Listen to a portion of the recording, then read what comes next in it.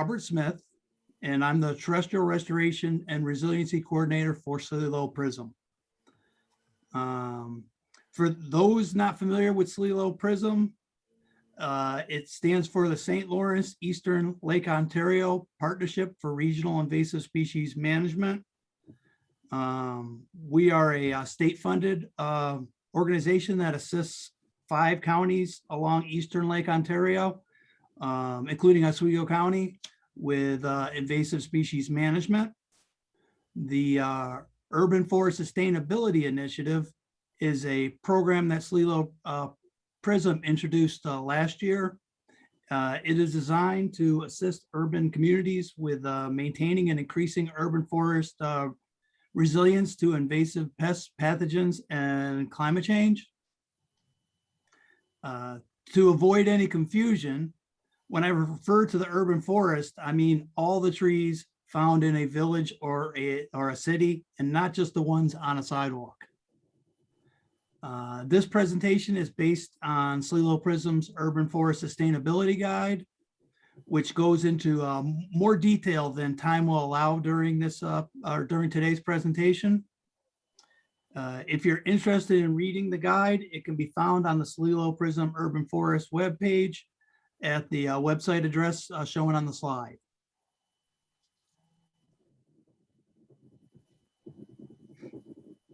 So what can we offer to Pulaski? There's the big question.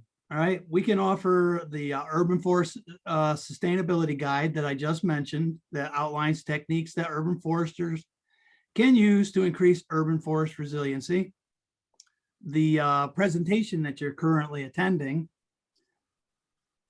additional urban forest resources on the SLELO PRISM website, a reimbursement of up to $2,000 for the purchase of non-invasive tree species, which we define as those not listed in IMAP invasives, which is an invasive species management program that is managed by the New York Natural Heritage Program. We also are available to answer questions, attend meetings, and give presentations on invasive species and urban forest related topics. The agenda of my presentation consists of the benefits of the urban forest sustainability, urban forest resiliency plan, and lastly, pocket parks.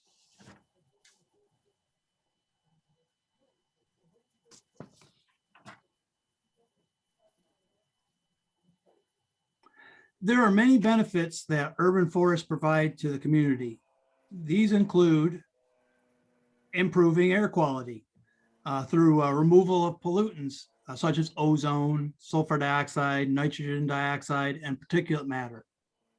Reducing greenhouse gases. They can do this by sequestering atmospheric carbon from CO2 into their tissues and by reducing fossil fuel-based energy used for heating and cooling. The urban communities of the US are estimated to contain 5.5 billion trees that sequester approximately 28.2 million tons of carbon each year. The urban forest can reduce stormwater runoff by capturing water along the tree's leaves, stems, and trunk. Planting of trees over impervious surfaces can reduce surface runoff by up to 20%. Roots can further reduce the runoff by breaking up compacted soil, allowing for more water infiltration. This capturing of stormwater by trees and other plants is a part of what is referred to as green infrastructure and has been found to reduce the cost of creating more gray infrastructure such as gutters, drains, piping, and collection systems. It reduces heating and cooling expenses. Heat absorbing structures such as pavement, concrete, brick, and other construction materials tend to make urban areas warmer than rural areas. This is an effect called the urban heat island. Trees in urban communities can reduce this heat island effect by providing shade and through evapotranspiration. They have been found to reduce air temperature during the peak summer by 2 to 9 degrees Fahrenheit and can save up to 56% on annual air conditioning costs.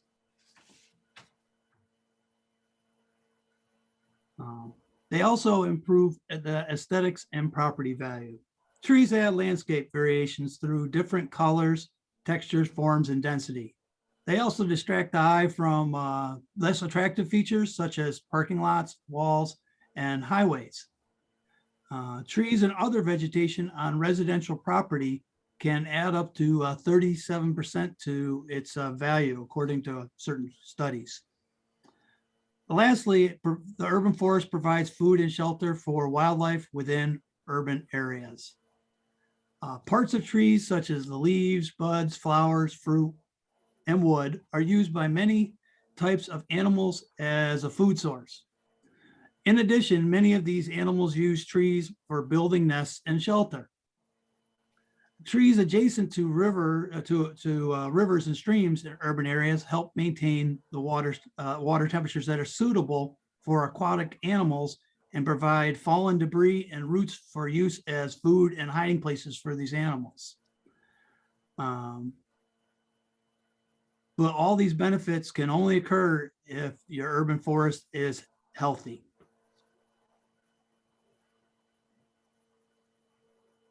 And that leads me into as a lead into my next section. I'd like to talk a little bit about the history of tree planting in the 20th century. During the early 20th century, the American elm was planted in large numbers throughout U.S. Urban areas. By the 1930s, invasive pathogen known as Dutch elm disease had started to kill off these trees. By the 1970s, 40 million of these trees had died. Many of these trees in the Midwest and Northeast were replaced with maples and ashes. Moving forward to 2002, emerald ash borer arrives, first discovered in southeastern Michigan. It has since killed tens of millions of ash trees across 30 states. The bottom line is that dead and dying trees cannot provide the urban forest benefits that I talked about.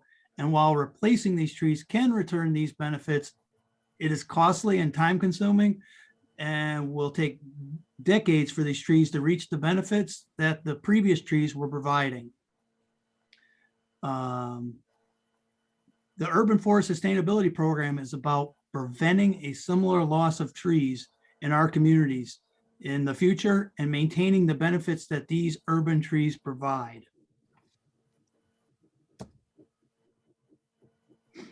To retain a sustainable urban forest, certain basic components should be considered for inclusion in a community's urban forest program. These are establishing a tree ordinance and tree board. These provide the legal authority for communities to conduct forestry programs and guide the management of community trees. The urban forest, sometimes called tree management plan.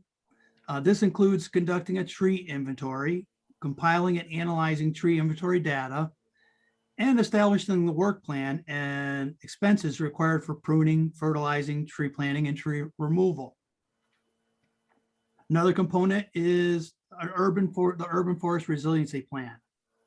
The resiliency plan is a new addition to urban forest programs, and it picks up where many tree management plans stop or are incomplete when it comes to urban forest sustainability. The remainder of my presentation will discuss this plan. Tree City USA is another good component. This is a program that provides direction, technical assistance, public attention, and national recognition for urban communities, and is sponsored by the Arbor Day Foundation in cooperation with the USDA Forest Service and the New York State DEC Urban and Community Forestry Program. The Relief Program. This is a partnership of professional DEC urban foresters with community members and offers classes in site and tree selection, planting, and maintenance. Community science education and outreach. This is a community member. This is community members getting involved with their urban forest program, and it allows them to contribute their talents and perform urban forest skills that they can acquire through webinars and in-person classes and field-based workshops. And lastly, pocket parks. This is something you see more in larger urban areas. They're small, usually less than a quarter acre in size, open spaces in an urban area that serve much the same function as a city park and provide social, economic, and environmental benefits to areas that were previously serving no purpose.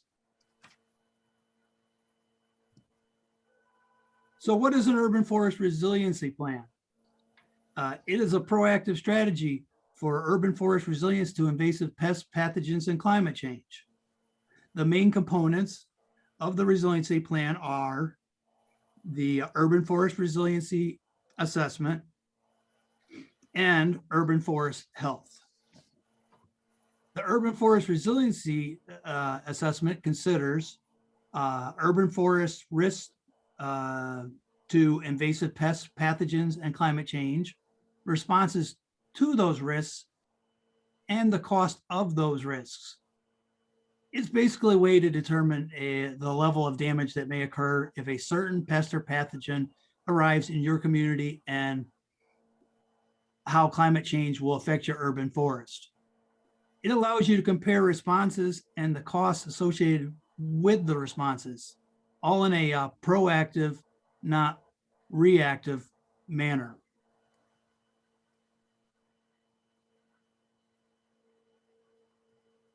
Whoops, back up. Urban forest health considers resiliency techniques such as right tree, right place, which is matching urban conditions with tree suitability. And we do this because healthy trees are more resilient trees. Also, it includes strategies for urban forest resilience to invasive pests, pathogens, and climate change. So what are the risks to consider? With invasive pests and pathogens, the risks include both current ones for the SLELO region, like emerald ash borer and hemlock woolly adelgid, which was found last month at the southern portion of the SLELO PRISM area. And they target ashes and hemlocks respectively. And invasive pests that may be in the area in the future, like spotted lanternfly, that targets fruit trees, grapevines, and other hardwoods. Our Asian longhorn beetle that targets many species of hardwoods, including birches, elms, horse chestnut, maples, sycamores, and willows.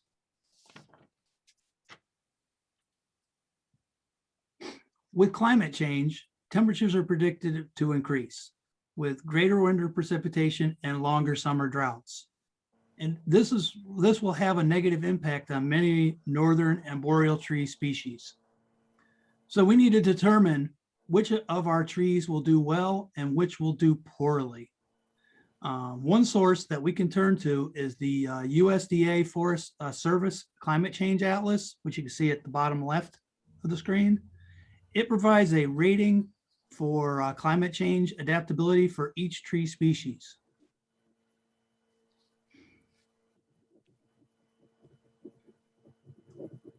All of these risks should be documented in a spreadsheet or a database program and should include the trees present in your urban forest, the pests and pathogens that will or may affect them, and each one of these tree species climate adaptability.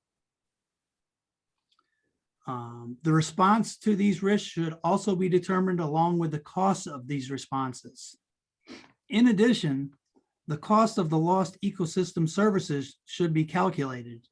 And if you're familiar with it, and if you're not, I will send you the link to this. There is software called iTree, and they have a benefit analysis tool that can help with calculating ecosystems, the monetary cost there of the ecosystem service benefits. Results of this assessment can then be summarized into a resiliency assessment report that can be used by city officials as an information and decision-making tool. The anticipated costs for removal, replacement, insecticide treatments, etc., can also be included in a community's annual budget proposal.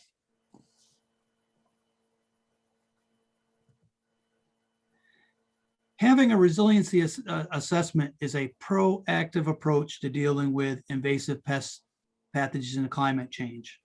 And the big advantage with using a proactive approach is that it mitigates the risk through advanced planning and funding that decreases the financial strain that's associated with a reactive approach where you have to come up with all the, the funding all at once because there was no pre-planning.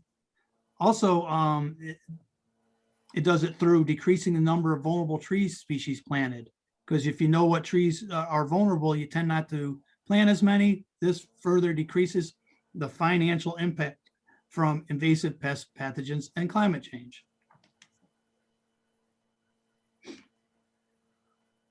My next slides are about the urban forest health component of the plan and focus on strategies to increase resiliency in the urban forest. The first of these is what I call right tree, right place. The focus with this is to carefully match the planting location with a suitable tree species. This increases the likelihood that the tree will increases likelihood that the tree will be healthy, and healthy trees are more resilient trees. To do this, one must consider that each tree species grows best in the conditions that they are adapted to. So environmental factors such as soil type, pH, salinity, shade tolerance, cold hardiness, moisture level, and growing space must be considered when matching a planting site with the appropriate tree species. This ultimately saves the municipality money and time, since it avoids unnecessary pruning due to trees growing into the road, our buildings, our power lines. It certainly reduces the removal of poor health and dead trees.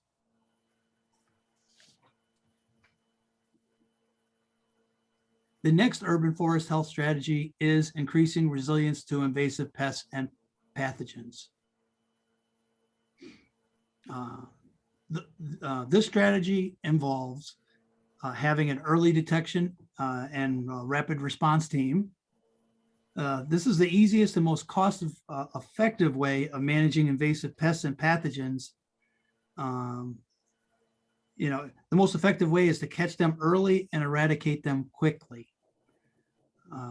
Eradication methods include application of insecticides or fungicides, or in some cases, like with oak wilt disease, tree removal. Increasing species and age diversity. Increasing species diversity decreases the chance that a single invasive species will seriously damage your forest. For example, if most of your urban forest consisted of ash trees, EAB would cause the loss of most of your urban forest. But if ash trees were just a small part of a very diverse urban forest, EAB would have little impact. Increasing age diversity balances the strengths that trees exhibit at different stages of life, and it limits the number of aging, more susceptible trees. Basically, more diversity equals more resilience. Select less vulnerable tree species. Another way of putting this is to avoid those species that have current invasive pests and pathogen problems or will likely have problems in the near future. That is, don't plant species like hemlocks because of hemlock woolly adelgid, or butternuts because of butternut canker. One source I found to help with this was a study published in Global Ecology and Conservation by Potter et al. It lists many trees according to their vulnerability to known invasive pests and pathogens.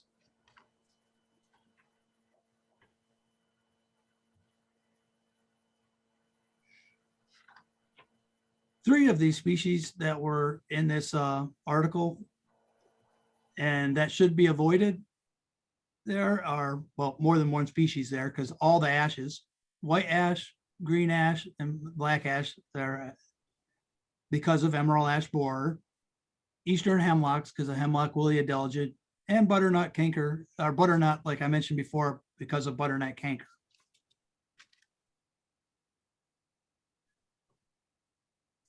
Three species that were rated low for insect and disease vulnerability and that should be considered for planting are pitch pines, river birches, and black gum.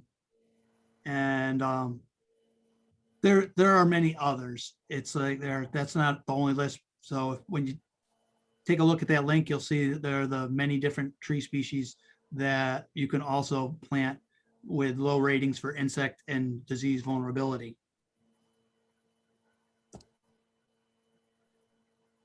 But you know, that was one article, and since research papers can become outdated with new invasive species arrivals, I suggest that you stay up to date with the latest information from the following organizations: the U.S. Department of Agriculture, New York's Department of Environmental Conservation, and SLELO PRISM.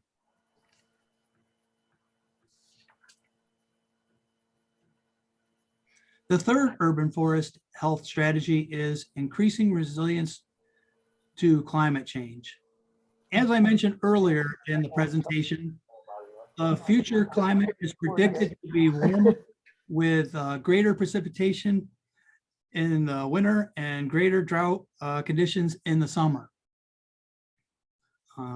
This strategy involves increasing species diversity, since trees come in a range of drought and flood tolerance levels. Creating a more species diverse urban forest will minimize the risk of substantial tree canopy and ecosystem service loss by distributing the risks amongst multiple species. Increasing age diversity. Tree vulnerability varies with age. Younger trees tend to be more tolerant of storm-related winds, while older trees tend to be more drought tolerant. By having a mix of age classes in your urban forest, you are distributing the risk among those age classes and retaining the benefits related to having an urban forest. Plant climate change adaptable trees. Plant trees that grow in a wide variety of conditions, different moisture levels, different temperatures, soils, etc. These trees should cope better with the extremes predicted by climate change. Select trees at the northern extent of their natural distribution. These should cope better with predicted warmer temperatures than those trees at the southern extent of their range. These qualities and others make certain tree species more climate adaptable than others. Good resources that I found on how climate adaptable different tree species are include the USDA Forest Service Climate Change Atlas, which I mentioned before, and there's a paper published in New Forests by Potter, Crane, and Hargrove that also lists trees by climate adaptability.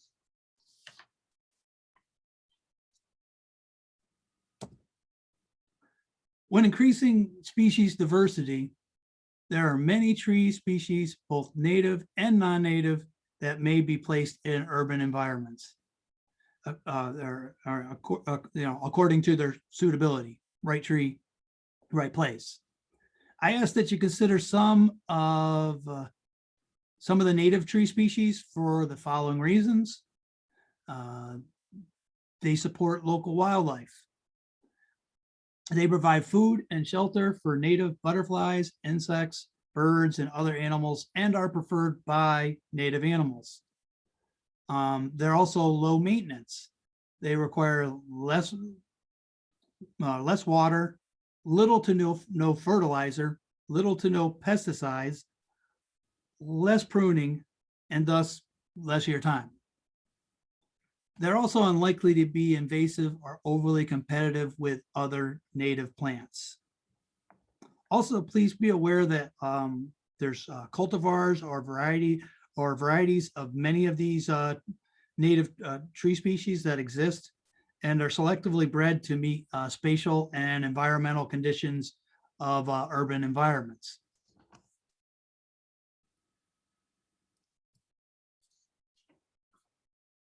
I also want you to be aware that most non-native tree species are not invasive and may be planted in your community to increase species diversity and resilience to invasive pests, pathogens, and climate change. But a few of them are, and these should be avoided. The IMAP invasive website that is managed by the New York Natural Heritage Program lists tree species that are known to spread into native communities such as forests and riparian corridors. Some examples of invasive tree species that should be avoided are tree of heaven, Norway maple, and black locust.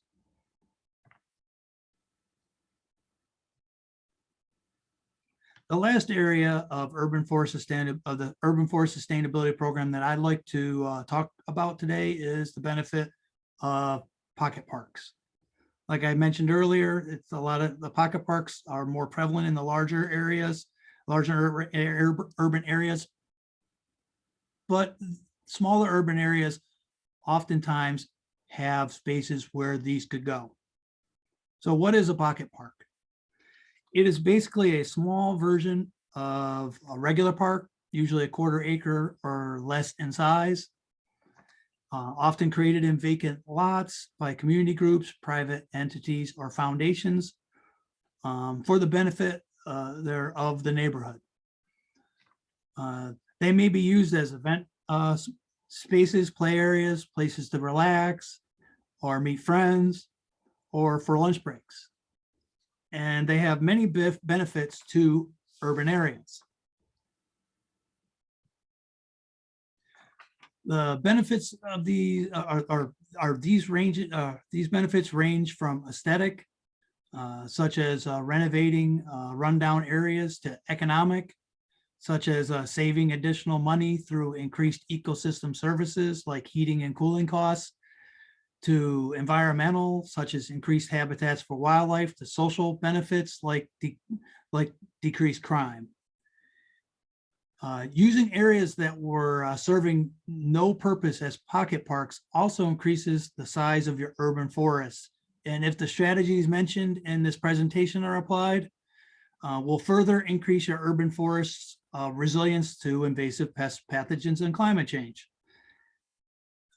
These parks do require community involvement to get established and keep maintained, but are worth considering for any community.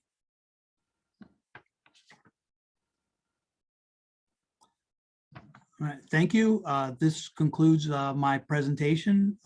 Please visit the SLELO PRISM website for the Urban Forest Sustainability Guide, which goes into more detail about increasing resiliency in the urban forest and for other urban forest sustainability resources. Okay, thanks again. Questions?